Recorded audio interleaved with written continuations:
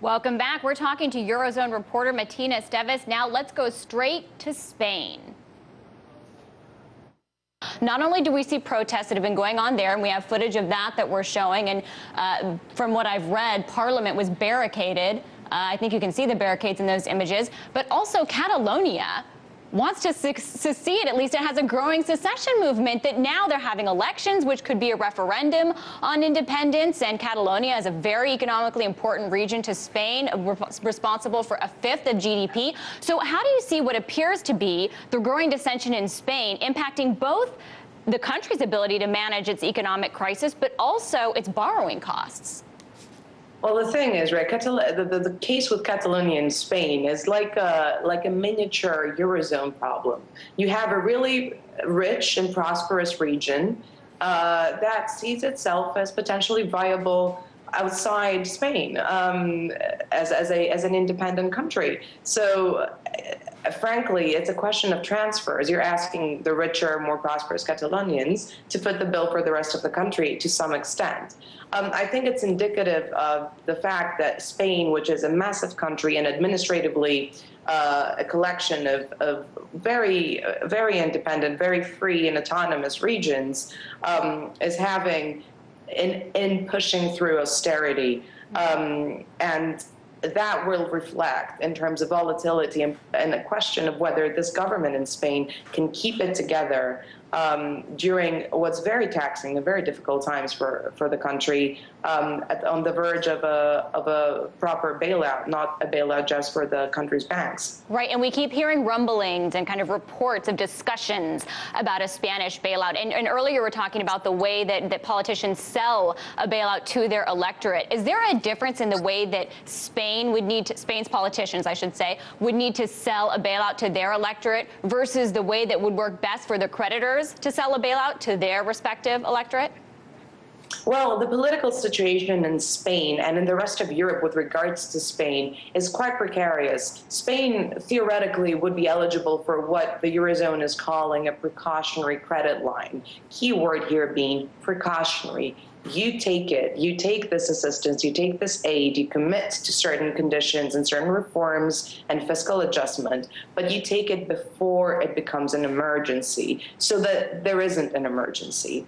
The Spaniards are finding it very hard to go for that option. They're saying, we're going to do all the hard work, we're going to push through our budget, we're going to push through structural reforms, but we're going to do it of our own volition. We're not doing it because the creditors are asking us to.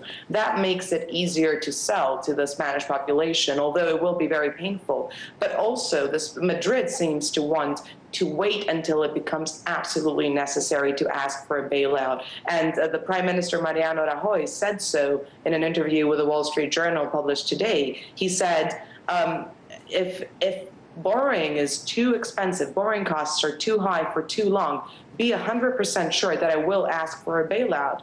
And indeed, while we've seen yields on 10-year bonds in Spain come down over the last few weeks, today they've crossed over the 6% kind of line. So we see them climbing back. So, but that's what's happening in Madrid. What's happening in other capitals, for example, in the German capital in Berlin, is that the idea of selling an emergency bailout for Spain is actually quite attractive. Angela Merkel, the German chancellor, would, she believes, find it easier to go to her parliamentarians who need to approve any assistance and say, look, we need to bail out Spain. It's not a precautionary thing. We need to bail them out because they're having so much trouble funding themselves in the market. And frankly, they're the fourth largest economy in the Eurozone, and we can't do without them. Right. So there's a little bit, there's political calculations that are different from country to country that could be incongruent with kind of an outcome that everybody wants. And of course, one of the concerns, too, that at least we saw in a major way a year ago at this time was the impact of a Greek exit or a Spanish exit on markets and creating kind of a Lehman moment like we saw in 2008 with massive deleveraging and financial panic. Now, everybody's had time to process that there could be a Grexit. We've seen Spexit all over the headlines. So is this still a major concern, or would it be something that financial markets could stomach at this point? Well, let's separate the two first, right? So we've been talking about a Grexit for so long. Yeah. I think the markets have had time to internalize and adjust. Investors have had time to adjust their positions to anticipate that if they believe that that's a likely outcome. Some people out there do. I can tell you from where I'm standing in Brussels that while this conversation behind closed doors was intensifying before the summer, right now it seems that there is a consensus that Greece should not leave the euro, and a consensus that something should be done to keep Greece in the euro. Whereas before the summer, even some policymakers here in Brussels said, actually, if Greece leaves the euro, it's a market positive event, because the market's going to think, okay, there will be an initial shock, but then they'll think, okay, the eurozone has gotten rid of its weakest link, and now they can move closer together and tackle the crisis without having the burden of Greece. I don't feel that that's the atmosphere and the climate of the conversation right now in European capitals and here in Brussels. With regards to the prospect of a Spanish exit, I genuinely don't see that happening anytime soon. And of course, everyone's been proved wrong before. But I think that the discussion about a Spanish exit is really extremely speculative and theoretical, not least because, like I said, Spain may be called Eurozone periphery, but it is in fact a massive economy. Mm-hmm. Spain is massively also linked to the British economy through banking, and as well as to the smaller and already bailed out Portugal. So you're talking about huge and unpredictable ripple effects of such developments across the Eurozone and across the world, across the global economy.